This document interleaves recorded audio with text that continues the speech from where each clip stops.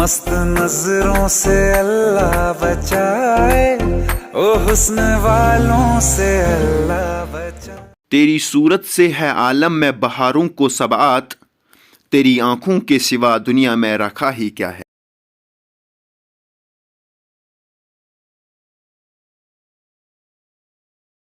Eye is an organ in human body which help us to see. इसका जो ये आईबाल होता है ये अप्रोक्सीमेटली स्फेरिकल होता है और इसका डायमीटर कहा जाता है 2.3 सेंटीमीटर्स होता है। अब हम कंस्ट्रक्शन और वर्किंग ऑफ ह्यूमन आई पढ़ेंगे।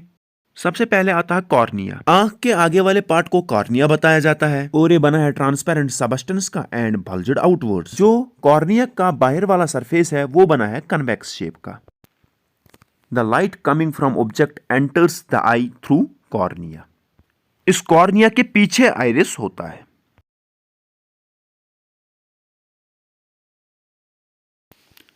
दूसरा है iris. There is a hole in the middle of the iris which is called pupil of eye. अगला है pupil. Pupil is a hole in the middle of iris. The pupil appears black because no light is reflected from it. इसके बाद है eye lens. Lens transparent structure होता है, behind iris के पीछे होता है और कलरफुल पार्ट आई का होता है यही।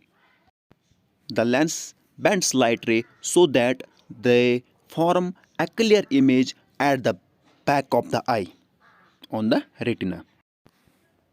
As the lens is elastic, ये अपना जो शेप है वो चेंज करता है, getting filter to focus close object and thinner from distant object.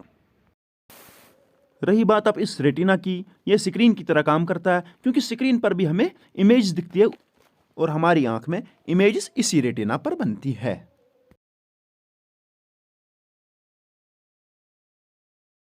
देखो होता क्या है, लाइट किसी ऑब्जेक्ट से आती है, फिर हमारी आंखों में एंटर कर जाती है, वो करती है कॉर्निया और प्यूपिल से एंटर।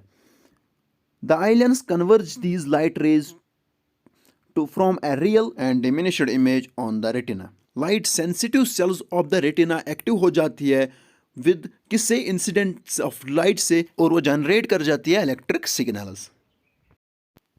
ये जो इलेक्ट्रिक सिग्नल्स होती है ये किस तक जाती है, ब्रेन तक जाती है। किसके जरिए, ऑप्टिकल नर्वों के जरिए। And the brain interpret the electric signals in such a way that we see an image which is erect and of the same size as the object. The ability of an eye to focus the distant object as well as the nearby object on the retina by changing the focal length or converging power of its lens called accommodation.